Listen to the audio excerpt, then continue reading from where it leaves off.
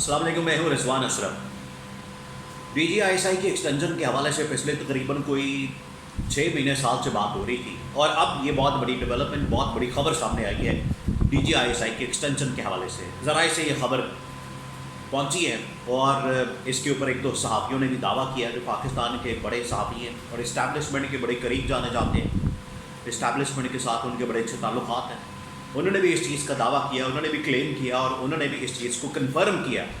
DGISI की extension के हवाले से, जो अब DGISI जनरल नदीम अंजुम है। एक ये स्टोरी मैंने आपके साथ शेयर करनी, बहुत अहम स्टोरी, बड़ी हसास स्टोरी है, बड़ी सेंसिटिव स्टोरी है और आजकल के हालात वाक़यात में, आजकल के जो कंडीशंस हैं, आजकल के जो मामलात हैं, उसमें जनरल आसिम मुनीर, जनरल नदीम अंजुम की एक्सटेंशन, DGISI की एक्सटेंशन बहुत मानी खेस है, बहुत मानी खेस है। किस लिहाज से वो मैं आपके साथ शेयर करता हूँ। और सेकंड जो अहम तरीन स्टोरी, अहम तरीन मामला वो है army chief general Asim Munir को हटाने का, उनके खिलाफ बगावत का। और इस बारे में दावा अब किसने किया? निगरान वज़ीर-ए-आज़म अनवारुल्लाह काकड़ ने। अनवारुल्लाह काकड़ ने एक इंटरव्यू दिया जियो न्यूज़ पे, पहला इंटरव्यू चार्ज संभालने के बाद सलीम साफ़ी को। उसमें उन्होंने दावा किया जनरल आसिम मुनीर के ख़िलाफ़ बगावत का, उनको हटाने का, प्लान का, साजिश का। तो क्या साजिश, प्लान और मामला है, इस बारे में मैं आपको आगाह करता हूँ। पहले मैं आपको बता दूँ कि DGISI की एक्सटेंशन के हवाले से DGISI की जो एक्सटेंशन या उनकी मुद्दत मुलाज़मत में तोसी, वो इस वक्त कन्फर्म हो रही है कि उनकी मुद्दत मुलाज़मत में तोसी कर दी गई है, उनको एक्सटेंशन दे दी गई है। और पाकिस्तान के अंदर एक बहुत बड़े साहबी जो कि एक्सटेंशन, जो कि इस्टेब्लिशमेंट के बड़ी करीब जाने जाते हैं, इस्टेब्लिशमेंट के साथ उनके बड़े अच्छे ताल्लुकात हैं, उनका नाम है कामरान ख़ान। कामरान ख़ान जो कि दुनिया न्यूज़ के ऊपर अपना शो करते हैं, इससे पहले जियो न्यूज़ पर शो करते थे, उनकी जानिब से ट्वीट के ज़रिए ये दावा किया गया कि DGISI जनरल नदीम अंजुम को एक्सटेंशन देने का फ़ैसला कर लिया गया और उन्होंने भी एक्सटेंशन लेने की हामी भर ली है। पिछले कुछ दिनों से,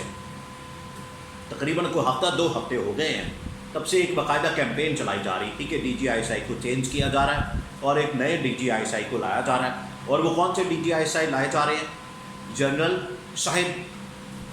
असलम, जो कि रावलपिंडी कोर के कोर कमांडर हैं।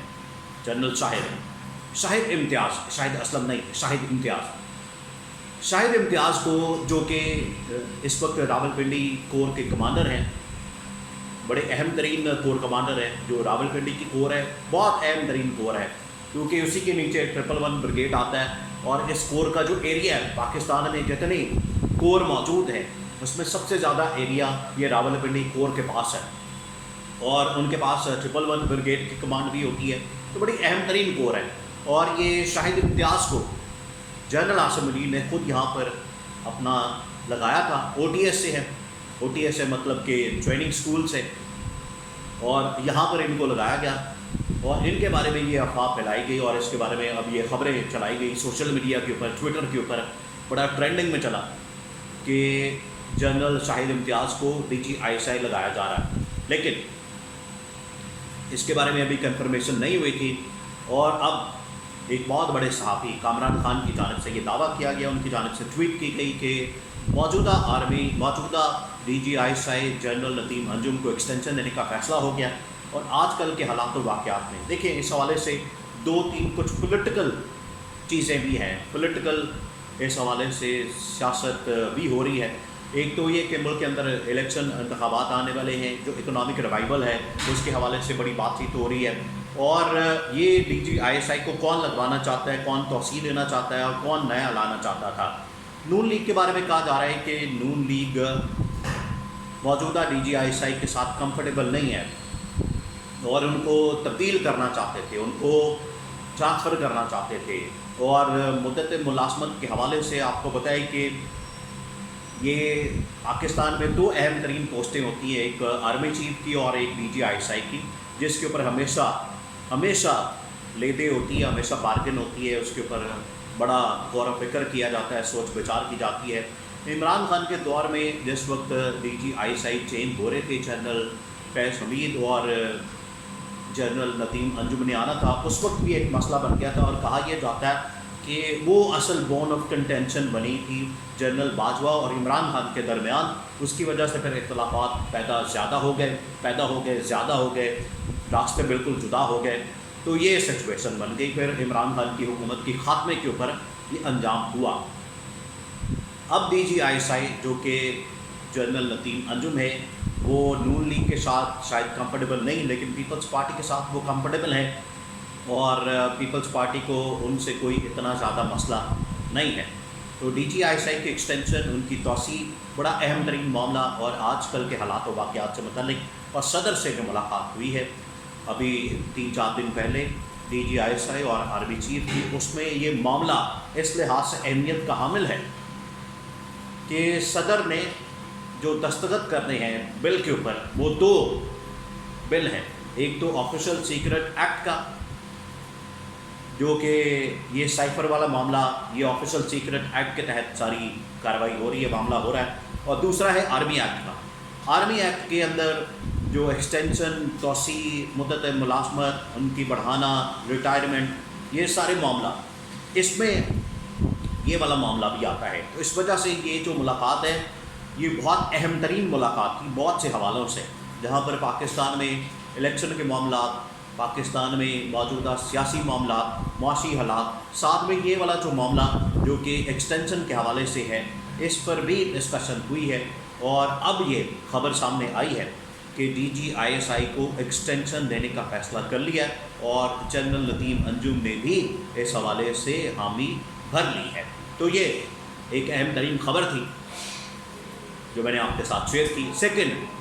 انوار اللہ کاکڑ سے متعلق نگران وزیر اعظم انوار اللہ کاکڑ، انہوں نے کل رات کو انٹرویو دیا سلیم صافی جیو نیوز پہ، اور انہوں نے اس انٹرویو میں اس بات کا دعویٰ کیا ہے کہ جنرل عاصم منیر کے خلاف 9 مئی کے واقعے سے متعلق جب ان سے سوال کیا گیا تو انوار اللہ کاکڑ نے کہا کہ 9 مئی کو جنرل عاصم منیر کے خلاف بغاوت کی گئی، باقاعدہ پلاننگ کے تحت ان کو ہٹانے کی سازش کی گئی، اور اس کے واضح ثبوت اور ملزمان کے خلاف اب کارروائی کرنے کا فیصلہ